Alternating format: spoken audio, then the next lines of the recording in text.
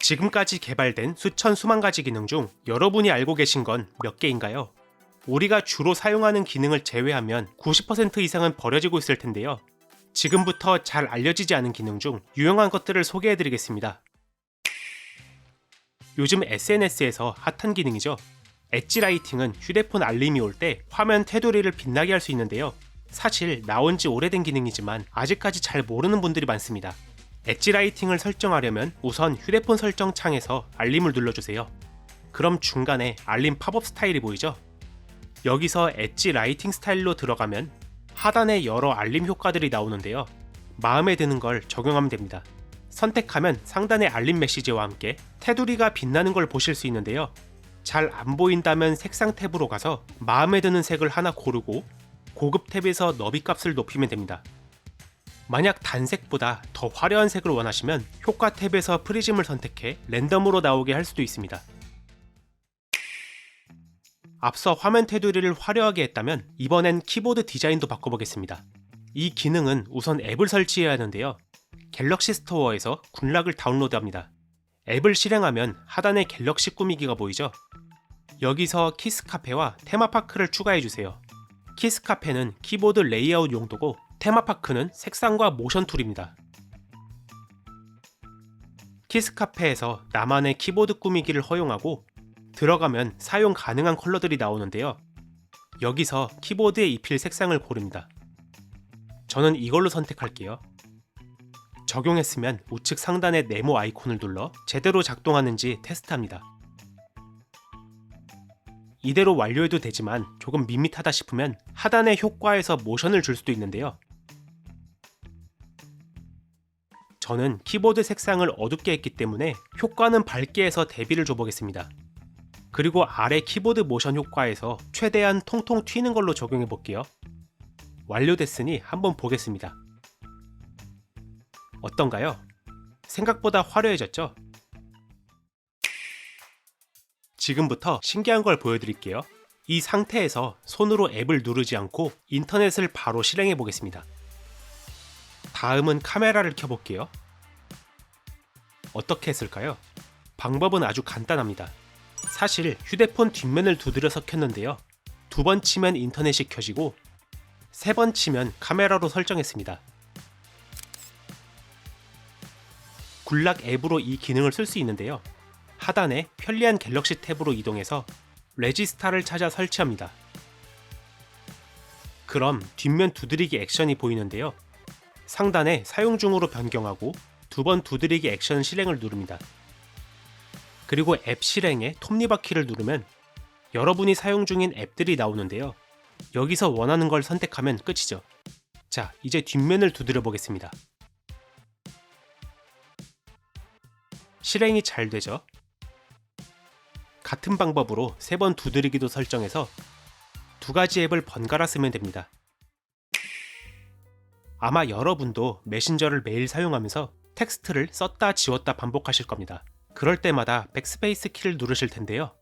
텍스트가 짧으면 금방 지우겠지만 긴 문장이면 너무 오래 걸리잖아요. 물론 전체 선택해서 삭제하기도 있지만 그럼 손이 여러 번 가기 때문에 불편합니다. 이럴 때 좋은 방법이 있는데요. 그냥 키보드에 2 손가락을 대고 왼쪽으로 밀어버리면 끝입니다. 그럼 모든 텍스트가 한 번에 삭제되죠. 근데 막상 지우면 복구하고 싶을 때가 있잖아요. 이때는 반대편인 오른쪽으로 밀리면 됩니다. 되게 간단하죠? 그리고 하나 더 알려드릴 팁이 있는데요. 텍스트 일부만 선택해서 지우고 싶은데 글자가 잘 안 잡히는 경우가 있잖아요.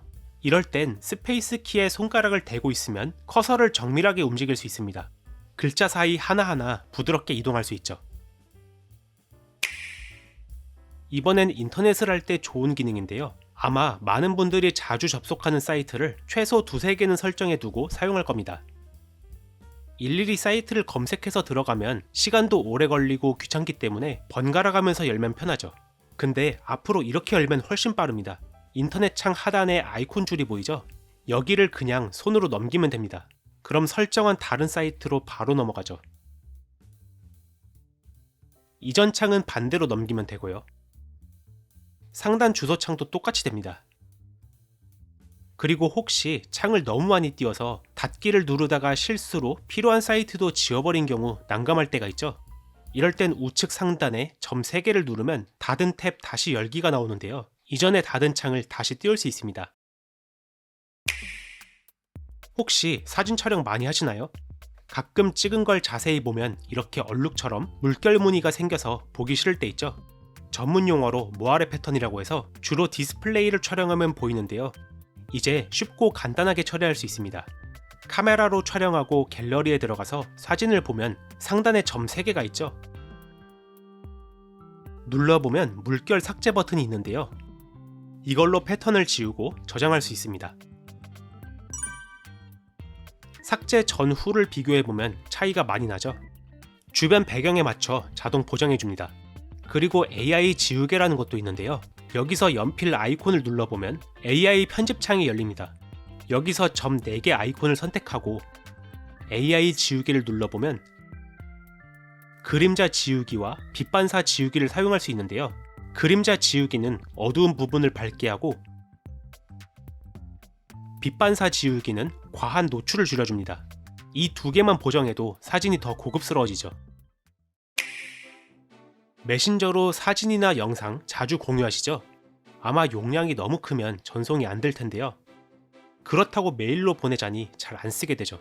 지금부터 알려드릴 드랍십 기능은 링크 하나로 최대 5GB의 대용량 파일을 여러 명에게 쉽게 공유할 수 있습니다.